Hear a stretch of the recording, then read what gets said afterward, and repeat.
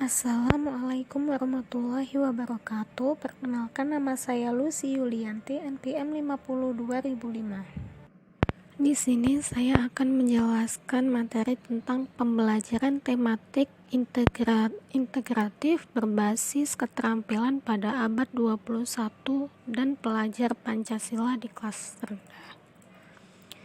Menurut Etin Solihatin, materi yang sesuai dengan pembelajaran PPKN untuk SD dibutuhkan materi yang menuntut pemahaman yang tinggi terhadap nilai, konsep, atau masalah aktual di masyarakat, serta keterampilan menerapkan pemahaman tersebut dalam bentuk karya yang nyata. Pembelajaran pendidikan Pancasila dan kewarganegaraan di sekolah dilakukan melalui penerapan berbagai pembelajaran inovatif, kreatif, dan konseptual sebagai wahana pembentukan karakter peserta didik secara utuh. Menurut Udin S. Winata Putra menyebutkan dalam pembelajaran PPKN di kelas, metode yang harus ditekankan adalah suasana pengalaman belajar diseleksi dan diorganisasikan dengan menggunakan antara lain pendidikan nilai dan moral, pendekatan lingkungan meluas, pembelajaran aktif, pemecahan masalah, pembelajaran konseptual, pembelajaran terpadu, pembelajaran kelompok, praktik belajar kewarganegaraan, pemberian keteladanan, penciptaan iklim kelas dan budaya sekolah yang berkarakter sesuai dengan nilai dan moral Pancasila. Metode pembelajaran PPKN untuk SD.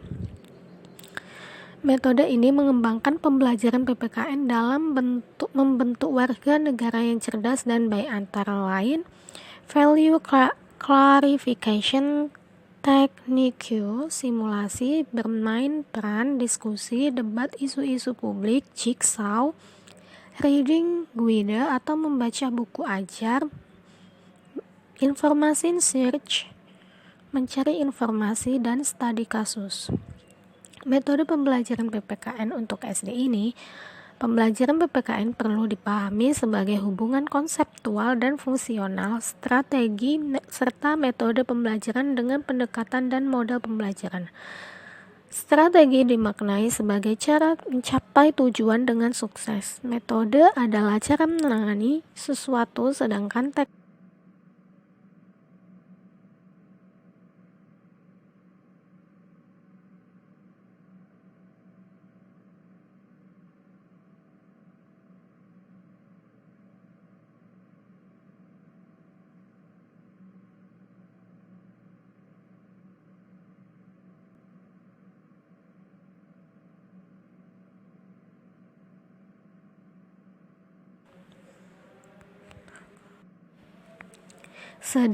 teknik dimaknai sebagai cara memperlakukan sesuatu. Model adalah kerangka yang berisikan langkah-langkah, urutan-urutan kegiatan atau sintakmatik yang secara operasional perlu dilakukan oleh guru dan siswa. Citizenship Foundation menyebutkan beberapa model strategi pengajaran dan pembelajaran PKN untuk membentuk warga negara yang memiliki partisipasi yang aktif. Model itu adalah 1. Learning climate, 2. Topical and controversial issue, 3. Active learning, 4. Group discussions and debates, 5. Developing discussion skill, 6. Project work, 7. Written active. Birzi menjabarkan model-model pembelajaran pendidikan kewarganegaraan antara lain collaborative learning, intercultural learning, action learning, contextual learning. Sementara dalam kurikulum 2013 pembelajaran dengan pendekatan saintifik. Model yang sesuai dengan pendekatan saintifik antara lain model pembelajaran inquiry, model pembelajaran berbasis masalah, model pembelajaran berbasis proyek.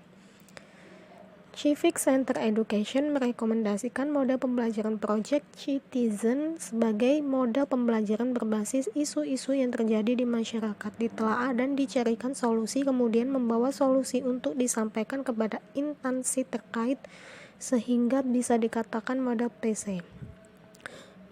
mengajak siswa belajar bagaimana menjadi warga negara yang aktif dan berpartisipasi terhadap masalah.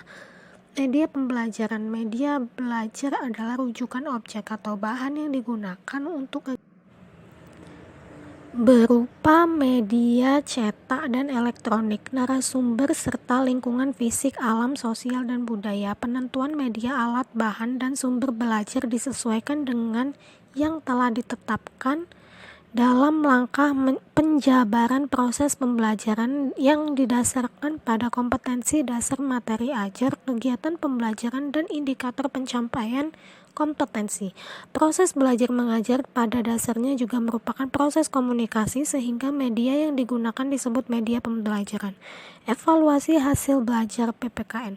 Evaluasi dalam pembelajaran PPKN dilakukan secara berkelanjutan, menyeluruh, dan utuh berdasarkan Permendikbud nomor 23 tahun 2016 tentang standar penilaian pendidikan. Menjelaskan pada pasal 1 ayat 1, standar penilaian pendidikan adalah kriteria mengenai lingkup tujuan, manfaat, prinsip, mekanisme, prosedur, dan instrumen penilaian hasil belajar serta didik yang digunakan sebagai dasar dalam penilaian hasil belajar peserta didik pada pendidikan dasar dan pendidikan menengah.